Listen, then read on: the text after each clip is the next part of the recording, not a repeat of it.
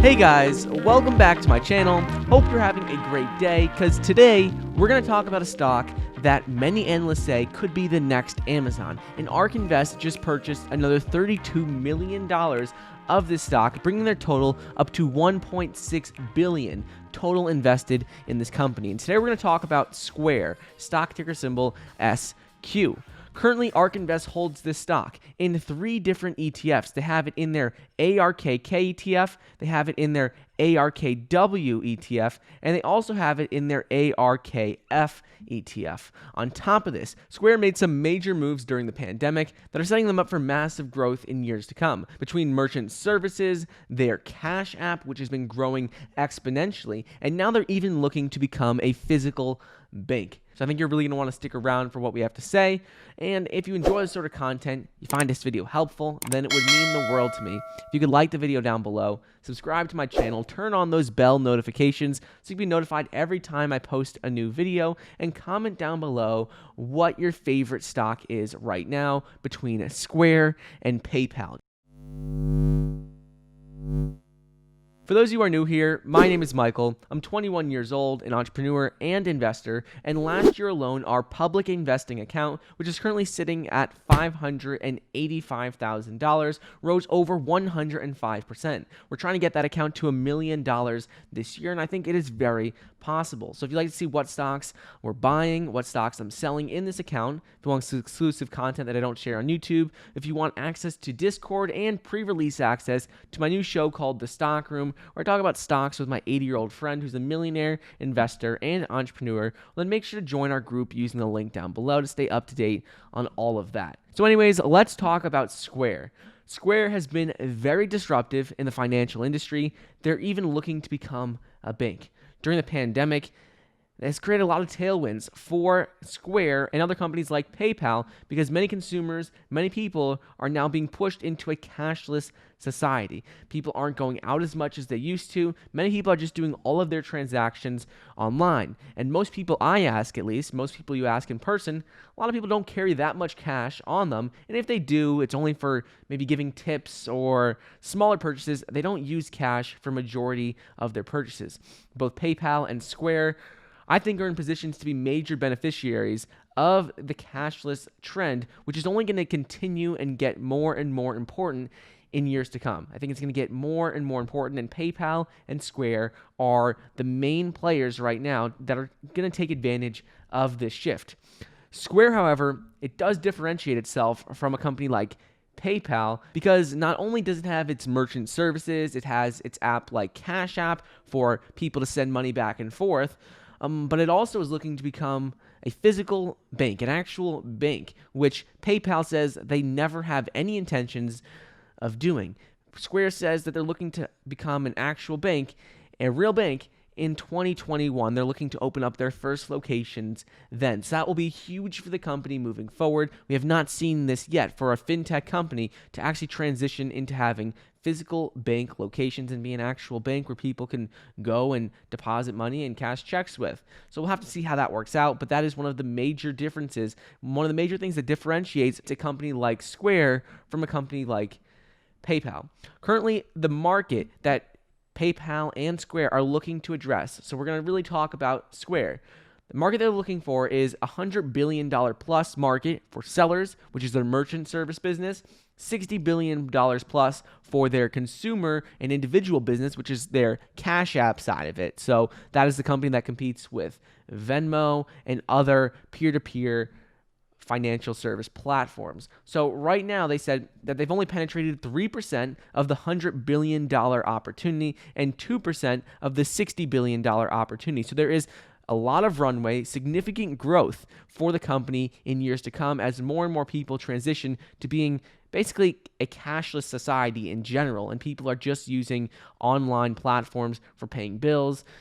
Some people don't even own checkbooks anymore. So just moving on to cashless society will definitely help out Square moving forward. Square currently looks at their opportunity as the combined $160 billion.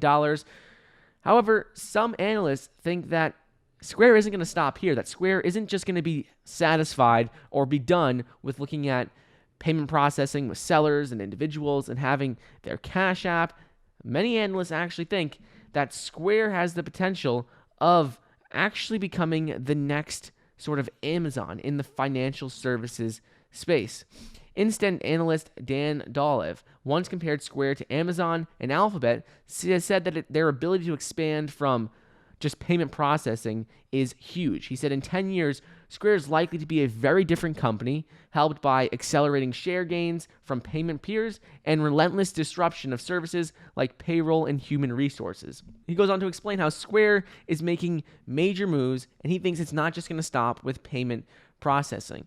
He explains how, after all, Amazon used to only sell books. Then they went into e-commerce in general. Now they're even in music, cloud computing, software. He said they only started off with books, but now they're doing basically everything. And he sees Square doing the same thing moving forward. When looking at Square versus a PayPal, Square really looks to innovate and disrupt every single industry they enter. They don't look to create many partnerships, and that isn't their main focus. On the other hand, with PayPal, they are always promoting in the news and in press releases about partnerships, strategic partnerships that they make. Square is looking to just disrupt industries and create their own space in an industry rather than always partnering with another company. They've done it before, but really their main goal and what we've seen in the past, and I expect them to continue to do, is disrupt industries rather than just partner with another company. And that's what's going to lead to massive revenue in the future, because it's basically like a vertical integration, like a Tesla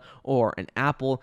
They try and dominate every aspect of their business, because then it leads to higher profits. It leads to just more market share in the future. So we'll have to see what happens with that with Square, but many analysts are comparing it to an Amazon and think that Square can definitely dominate the space, especially with their Cash App, which has been skyrocketing growth as of lately, especially during the pandemic, with their merchant services portion of their business. They're opening retail locations. I think all of that is going to contribute immensely to Square in the future. But looking at Square, a couple of things that you need to keep in mind that I think are really good about the company is that Square's initial business model actually started off serving micro merchants. So, when you used to go to a farmer's market or a flower shop, and they used to have the Square little payment processor, one that looks like this. So just a little card reader or something that plugs into your phone via a headphone jack.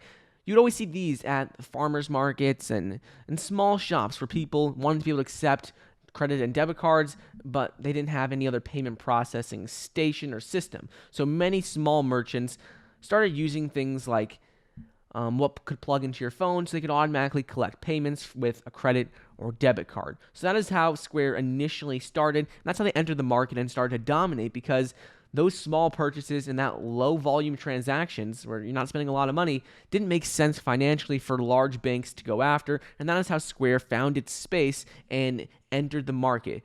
But now, this is helping them grow even more in the future, because a lot of small businesses, first of all, have been struggling over the past year with the pandemic. A lot of these small businesses that were their customers, a lot of them went out of business or were struggling tremendously because of that in-person interaction that a lot of them had before. So Square, that portion of their business was struggling. However, the Cash App of their business, Cash App portion, has been skyrocketing. With Cash App, they let people use Bitcoin, credit cards, direct deposit into it. You could even start investing in stocks with Cash App. They let their users do fractional shares with investing, so people could purchase up to just $1 of, let's say, a stock like Amazon or Apple. They don't have to own an entire share.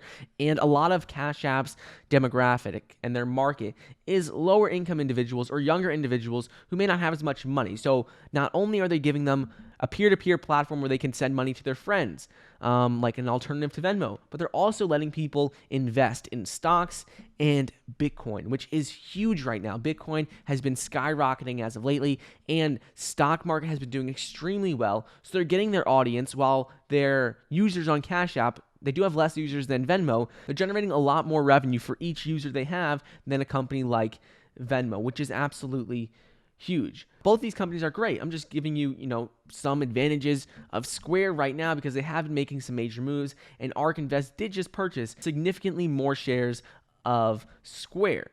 So with Square, currently PayPal's Venmo, they generate about $12 from each active user, while with Square, their app, which is Cash App, brings about $54 per user. So right now, Cash App is actually profitable. Venmo is not. Venmo is growing very quickly, but they're not generating as much profit. They're not making as much money as Cash App is. This could be because of Cash App expanding into buying and selling stocks and crypto, but Cash App, their business model just lends itself better, the way they have it set up, to actually making more money. And right now, Cash App generates a significant portion of Square's revenue overall, which is only going to continue to grow. And as businesses start to open back up again, their merchant side of their business is also going to get back up and running again, start increasing as well. So I'm looking forward to 2021 and 2022 for Square, because I think they're going to have a lot of growth opportunities, especially in the merchant space, as a lot of people try and start small businesses as the economy gets better,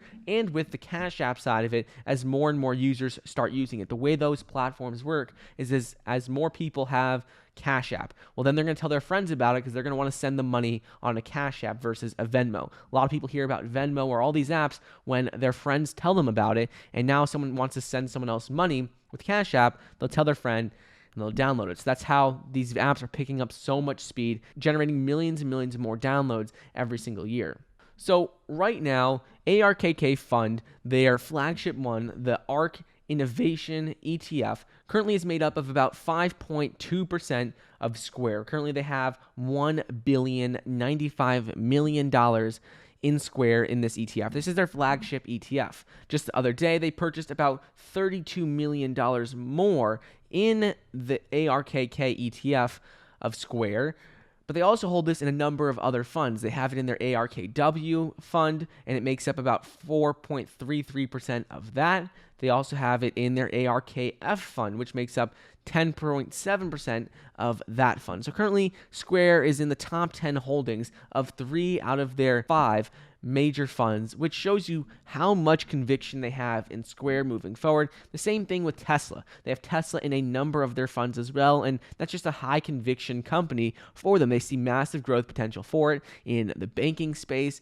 online and fintech, peer-to-peer financial services, and they just see this as a high conviction investment right now. So while everything does seem, pretty good for Square moving forward, there are a couple of risks. On the seller side, with their merchant side of the business, Square must continue to grow past its original micro merchant client base. So remember, I told you they started off their business with flower shops, farmers markets, all these small businesses. They're going to need to get some big clients, big customers, in order to continue their growth that they're seeing right now. They don't want to lose that smaller side of the business, but they also need to get into much larger retailers and businesses around the world.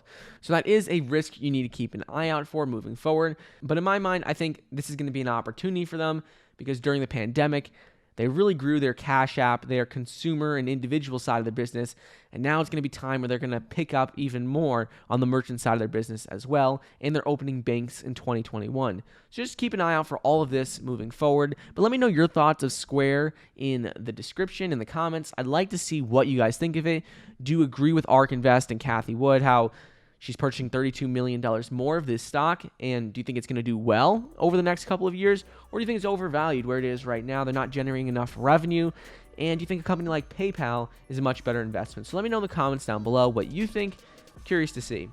But anyways, don't forget to get your 4 free stocks, each valued up to $1,600, when you download the Webull investing app using the link down below. Hope you guys enjoyed today's video, and I'll see you in the next episode.